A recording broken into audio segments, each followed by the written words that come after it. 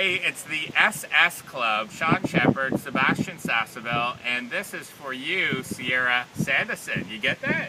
3 SS's in a row. Sierra, Sebastian is running across Canada.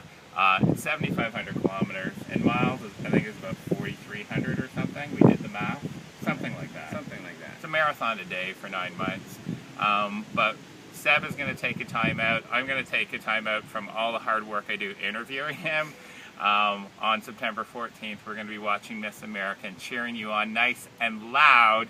And you've inspired, she's inspired both of us. Yeah, absolutely. I think the Show Me Your Pump campaign has been so empowering and inspirational for people around the world. So thanks for showing it. Yeah, so why don't we show our pumps then? You know, that'd be kind of rude not to, right? Yeah, so we're going to show our pumps too.